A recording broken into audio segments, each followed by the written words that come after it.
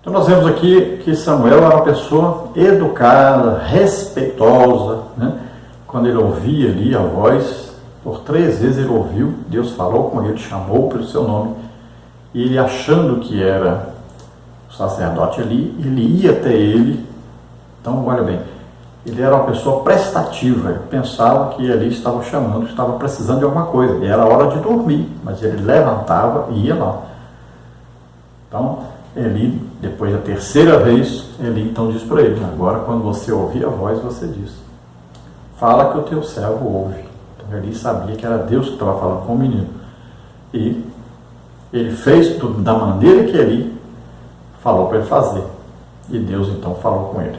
Então ele demonstrou respeito e obediência àquilo que Eli o orientou para fazer. Então Deus podia agora então falar com Samuel, porque Samuel escutava Deus falar com ele. Então era obediente, temente a Deus e tinha a grande qualidade de escutar Deus falar. Tópico 3, o ministério profético na atualidade. Subtópico 1, o dom da profecia. Subtópico 2, o ministério profeta no Novo Testamento. Subtópico 3, onde estão os profetas? Subtópico 1, então, o dom da profecia. O dom da profecia, disponível a todos os crentes, manifesta-se de forma sobrenatural e momentânea, encoraja, exorta e consola a igreja, edifica de forma coletiva e individual o povo de Deus, como está em 1 Coríntios 12, de 7 a 11 e 1 Timóteo 4, 14. O dom da profecia é uma dádiva de Deus à sua igreja. É maravilhoso saber que o Pai ainda fala diretamente com o seu povo. Então, dom de profecia é muito importante entender isso. É um dom do Espírito Santo e todos os crentes podem ter o dom de profecia. Paulo diz: todos podeis profetizar. E ele ainda regulamenta um depois do outro, e numa mesma reunião, 2 ou 3 no máximo. Então vão falar, né? Vão ser interpretados, pode ser a profecia dada assim, alguém fala em línguas, o outro interpreta, ou pode a própria pessoa falar na língua já que todos entendem. Então a profecia, ela vem para edificar, exortar e consolar. Veja bem, profecia não é para dizer o que vai acontecer no futuro, nem revelar coisa que aconteceu no passado ou que está acontecendo no presente. O dom de profecia é isto. Então não confunda dom de profecia com ministério profeta. É diferente. Então a pessoa pode ter dom de profecia e nunca ser um profeta. Então cuidado com isso para não confundir, tá? Então o que tinha Samuel não era dom de profecia. Samuel era um profeta. Aí quais os dons do Espírito Santo que se manifestavam na vida de Samuel? Aí dom palavra de sabedoria, palavra de conhecimento. E nós vamos ver isso agora. Lembrando que o dom de profecia, quando a pessoa tem esse dom, então ele vai falar e ele vai ser julgado. A igreja deve julgar as profecias, porque a profecia pode vir de 3 fontes diferentes. A profecia pode vir do diabo. Se aquela pessoa que está sendo usada não estiver numa vida correta, uma vida santa, então ele pode ser instrumento de Satanás para trazer uma profecia à igreja. Também a profecia pode vir da própria pessoa. Então a pessoa quer ajudar alguém ou está interessado em algum lucro, né? Por exemplo, alguém que tem dom de profecia pode de repente ele querer dar uma mensagem para o pastor da igreja para poder ganhar um dinheirinho extra, né? Ganhar uma oferta boa. Então ele chama o pastor e vai dizer coisas. Não foi Deus que mandou, ele que está inventando. Então existe muito isso, existe. Por isso que as profecias devem ser julgadas. Então pode vir do diabo, também pode vir da própria pessoa. Então a pessoa quer falar alguma coisa que ele acha que deve falar, mas isso aí não tem nada a ver. Não foi manifestação sobrenatural do Espírito Santo. Então é ele que está querendo falar aquilo. E a profecia pode vir realmente de Deus. Então é uma manifestação sobrenatural de Deus. Vem e aquela pessoa então é usada para transmitir aquilo que Deus quer falar. Então na profecia é uma coisa que vem para edificar a pessoa, para exortar, para consolar. Então vem com essas três funções aí a profecia. Então as profecias devem ser julgadas. Subtópico 2. O ministério de profeta no Novo Testamento. O emprego do termo profeta no Novo Testamento refere-se a determinados indivíduos chamados por Deus, a fim de entregar revelações específicas à igreja. Suas mensagens eram proclamadas com autoridade sobrenatural e reconhecidamente divina. Veja-se, por exemplo, o caso de Ágabo, Atos 17, 28 e 21, 10. Segundo Atos 13, 1 e 15, 32, os profetas eram impulsionados extraordinariamente pelo Espírito Santo para o exercício desse ministério. Não podemos confundir o ministério profético com o dom de profecia. Então, no Antigo Testamento existiam profetas, no Novo Testamento existem profetas. Então, os profetas que falavam a respeito da vinda de Jesus duraram até João Batista. A partir daí, existem profetas, mas não vão falar mais da vinda de Jesus, que veio para nascer e morrer por nós. Agora, eles podem até falar da vinda de Jesus, mas para nos buscar, no arrebatamento da igreja.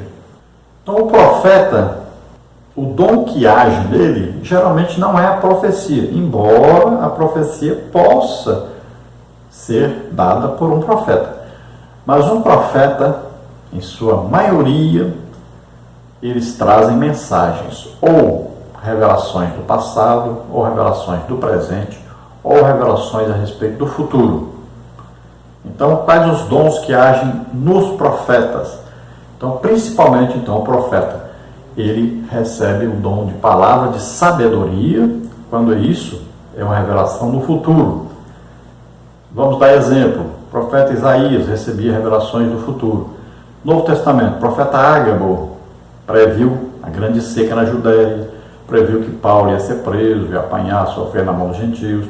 Então, olha só, futuro. Agora, profeta que tem um dom de revelação a respeito do presente ou do passado. Vamos ver um exemplo no Antigo Testamento. O profeta Eliseu, ele sabia o que o rei da Síria planejava para fazer emboscadas ao rei de Israel. E ele revelava ao rei de Israel o que estava sendo tramado lá na Síria. Olha só. Isso é um profeta que tem um dom, palavra da ciência ou do conhecimento. Vamos ver no Novo Testamento, Jesus disse, eu te conheci quando tu estavas debaixo da figueira. Olha aí, é uma revelação de algo acontecido recentemente, mas já tinha acontecido, Jesus falando, então, revelando a Natanael, que ele conhecia Natanael, que viu Natanael debaixo de uma figueira. Olha só, isso é uma revelação do Espírito Santo a respeito de algo que não aconteceu ali, aconteceu em outra parte. E assim nós vamos ver, por exemplo, na vida de Paulo, aconteceu várias vezes.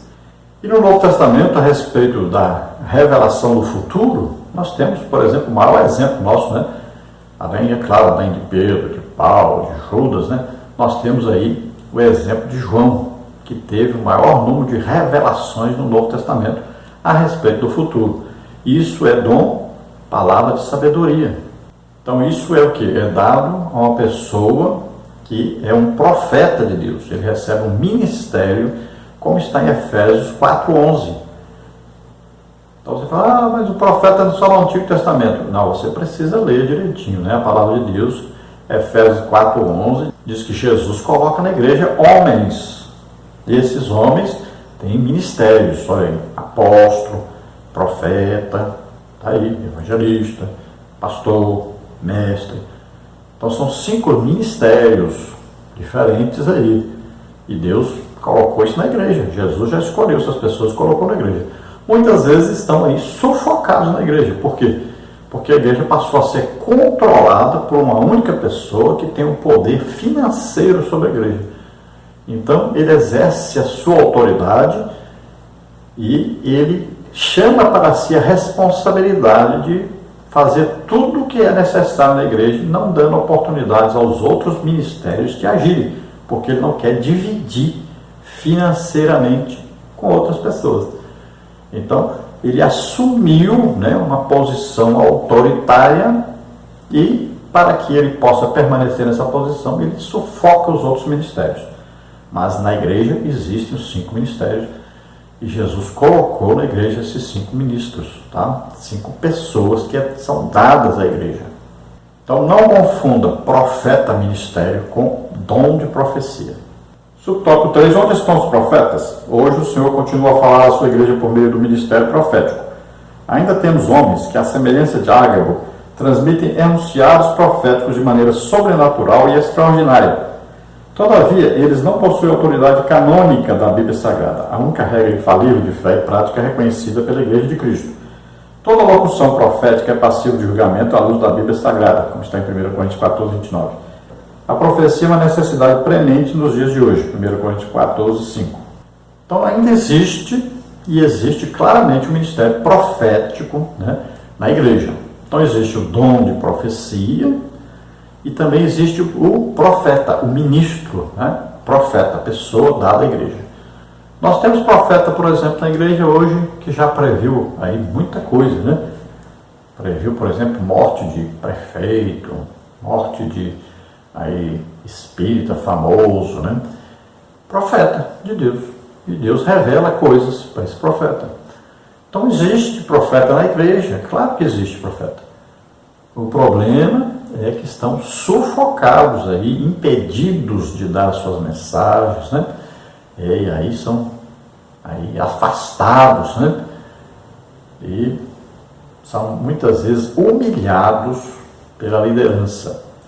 Mas tudo isso é por causa do interesse financeiro. Então, como aquele que está no poder não quer dividir, né?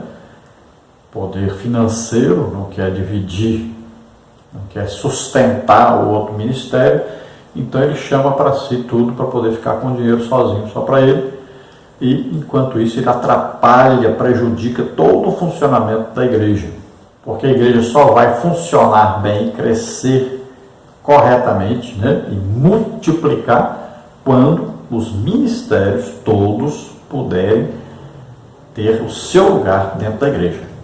Uma igreja onde os 5 ministérios atuam é uma igreja que explode, cresce, desenvolve, ganha, não é aí dezenas de almas, são milhares de almas. Devemos saber que o profeta, então, ele vai ouvir de Deus uma palavra e vai transmitir isto, tá? Agora, as profecias devem ser julgadas. As profecias, o que é a profecia aqui falando do dom de profecia, né? Exortar, edificar, consolar. Agora, o profeta, ele traz uma mensagem de Deus. E aí, se ele falar e não acontecer, não foi de Deus. Se ele falar alguma coisa que vai trazer aí um afastamento seu da igreja, ou da leitura bíblica, ou da oração, então não é de Deus. Então você deve perceber isso claramente, né? A mensagem de Deus é sempre para melhorar a vida nossa, a vida da igreja, a vida, né, do país e tudo. Ele vai trazer uma mensagem que vai melhorar. Ou traz uma mensagem de juízo. Muitas vezes o profeta é usado para trazer uma mensagem de juízo para alguém, ou para um determinado povo, ou uma nação, né? Então vem com a mensagem de juízo. Muitas vezes Deus traz também uma revelação de algo que vai acontecer, para que a igreja lembre-se que Deus sabe de tudo, conhece tudo, pode tudo, está no controle de tudo. Então veja, se a igreja hoje tivesse um profeta que revelasse quando as pessoas estão em pecado, né, e sobem lá no púlpito para pregar, para cantar, tudo. Imagine, era assim antes na igreja? Era. Mas por falta desse ministério que está sufocado na igreja, estão aí subindo no púlpito pessoas que estão em adultério, pessoas que estão em prostituição, né? E está cada vez pior isso, porque falta esse ministério em ação na igreja. E muitas vezes a liderança sufoca exatamente esse ministério por causa disso, para que eles não revelem o que está oculto. Vamos ver a conclusão. Onde estão os crentes usados por Deus para falar extraordinariamente ao seu povo? Nesses últimos dias precisamos de obreiros fiéis que busquem os dons do Espírito. Entretanto, estejamos vigilantes. Como já dissemos, todo enunciado profético tem que passar necessariamente pelo crivo da Bíblia Sagrada. O profeta, quando ele fala, não tem o mesmo valor da Bíblia, porque a Bíblia é um enunciado de Deus contém já tudo que nós precisamos para a nossa vida cristã, para sermos salvos. Agora Deus manda coisas que vão ajudar, que vão orientar e que vão nos conduzir na nossa vida cristã de maneira melhor, de maneira mais fácil, não é? Então os dons estão aí para equipar os ministérios, para que a vida da igreja seja muito melhor e o crescimento da igreja seja multiplicado. Então aí vão ter que tomar decisão os líderes se querem realmente fazer a obra de Deus como Deus manda, ou se querem fazer do seu jeito, né? Crescendo aí. Não, a gente crescendo aqui 2, 3, 5% ao ano, tá bom. Mas se nós olharmos na Bíblia, quando os dons do Espírito Santo estavam em manifestação, nós vamos ver que a igreja é quase 3 mil almas, depois 5 mil, é assim, né? É um crescimento vertiginoso, é uma multiplicação, na verdade. Então a igreja está aí, raquítica, um trabalho péssimo. Metade do mundo nunca ouviu falar em Jesus ainda. E, pelo jeito, devido a essa falta de percepção espiritual, vai acontecendo a mesma coisa e vai continuando sempre assim. Então existe um medo muito grande, né, da igreja hoje, que os dons sejam aí manifestados. É um medo muito grande que as pessoas têm. Vamos orar agora. Se você deseja aceitar Jesus como Senhor e Salvador, você que está ouvindo a palavra de Deus, então é a sua oportunidade. Você que está doente ou enfermo, nós vamos orar, você recebe a sua cura. Vamos orar. Pai querido, em nome de Jesus, te pedimos que venha, Senhor, revelar a essas pessoas agora o teu amor, a tua misericórdia, que venha, Senhor, trazer a eles a revelação da salvação. Grada cruz se considera braça força. Ó Senhor, te agrada dessas vidas, toca neles, faz maravilhas na vida deles. Ó Senhor, levanta profetas na igreja, Senhor. Ó Senhor, traz a nós revelações passado, presente, do futuro.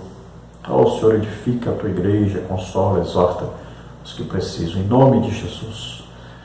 Em nome de Jesus, toda doença e enfermidade agora sobre essas vidas, solta essas vidas, em nome de Jesus. Toca, Senhor, neles agora, faz maravilhas. Em nome de Jesus, solta toda doença, toda enfermidade, vai saindo em nome de Jesus. Toca, Senhor. Em nome de Jesus te pedimos, abençoa essas vidas, cura, Senhor, faz um milagre nas vidas deles, em nome de Jesus. Amém? Glória a Deus.